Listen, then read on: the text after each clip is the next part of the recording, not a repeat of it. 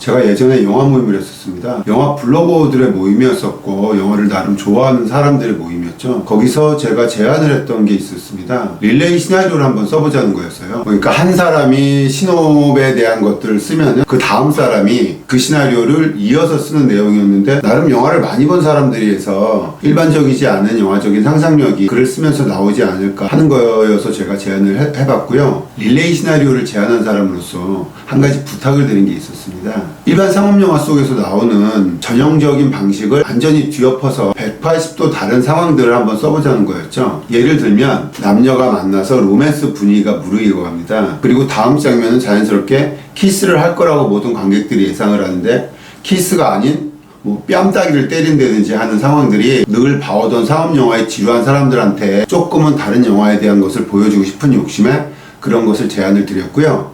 제가 예전 모임 이야기를 꺼낸 것은 오늘 소개시켜드릴 영화 때문입니다. 오늘 소개시켜드릴 영화는 홍의정 감독의 소리도 없이입니다.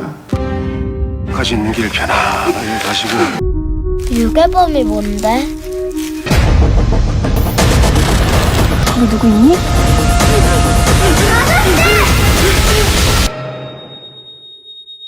소리도 없이는 일반적인 영화라고 생각하지 않습니다. 유아인 씨와 유재명 씨라는 걸출한 배우들이 등장을 하지만 영화는 그들의 등장만큼 화려하지 않습니다. 일단 일반적인 상업 영화의 장르성과는 전혀 다른 파격적이라고 할 수 있는 방식으로 진행이 되죠. 그 영화 속에서 등장하는 파격적인 방식이란 제가 서두에서 말씀드린 영화 모임의 릴레이 시나리오에서의 어떠한 설정이나 상황들에 대한 것들을 이 영화 속에서는 굉장히 많이 등장합니다. 그래서 제 개인적으로도 이 영화를 보면서 저는 깜짝 놀랐고, 정말 내가 쓰고 싶은 시나리오가 이 소리도 없이 같은 시나리오가 아니었을까 하는 생각까지도 들었습니다. 개인적으로는 올해 한국 영화의 발견이라고 말하고 싶을 만큼 인상적인 모습이었어요.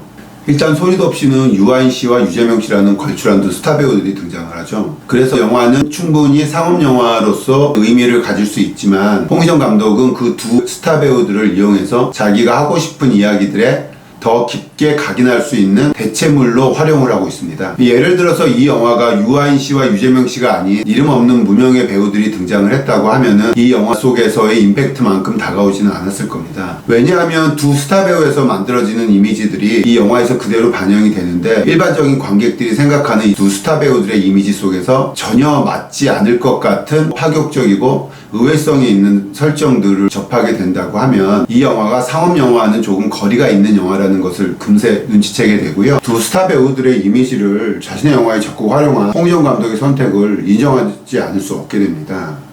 이 영화에서 가장 흥미로운 것은 생각이나 기대와 다르게 진행되는 의외성이 있습니다. 우리가 그동안 봐왔던 수많은 영화들 속에서 다음 상황, 결말, 여러 가지 상황들을 충분히 상상할 수 있는데, 이 영화 속에서는 그러한 상상들이 큰 의미가 없습니다. 사람들마다 영화를 많이 봐왔기 때문에 일반적인 영화 속에서 그려지는 기승전결을 포함한 여러 가지 상황들을 충분히 예측할 수 있는 영화 퍼즐이 생기는데, 이 영화 속에서는 그러한 일반적인 영화 퍼즐과는 전혀 다른 이야기로 생성이 되기 때문에 그런 영화 퍼즐은 크게 의미가 없는 순간이 되는 거죠. 매트릭스에 무엇을 상상하든 그 이상을 보게 될 것이다 라는 유명한 카피처럼, 저는 소리도 없이의 카피를 무엇을 상상하든 그 상상은 곧 깨질 것이다 라고 말하고 싶습니다. 이렇게 관객의 예상을 완전히 무시하고 엇박자로 빗나가는 것은 그동안 경험해보지 못한 새로운 이미지들을 만들어내면서 굉장히 신선하고 매력적인 영화적인 쾌감으로 이어집니다.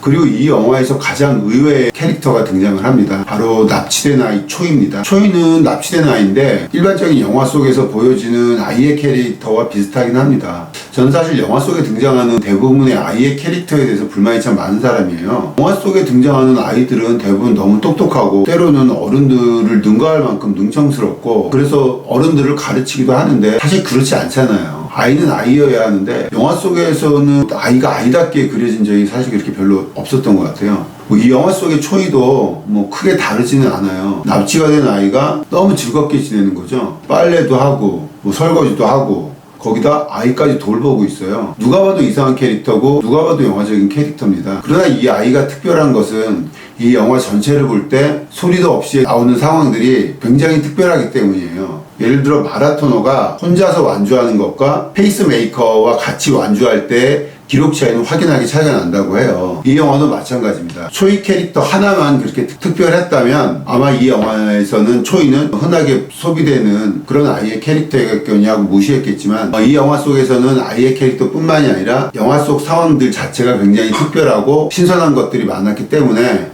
두 개의 그 신선함이 묶이면서 마치 물 만난 고기처럼 더 큰 파급 효과를 발휘하게 되죠. 아마 감독이 가장 많이 공을 들였던 캐릭터고 소리도 없이의 모든 이야기를 이 아이를 통해서 하고 싶었던 것 같아요. 그만큼 이 초이의 캐릭터는 굉장히 중요한 캐릭터입니다. 그래서 저는 개인적으로 소리도 없이의 주인공 유아인 씨나 유재명 씨가 아니라 초이를 연기하는 문승화 배우라고 생각을 합니다.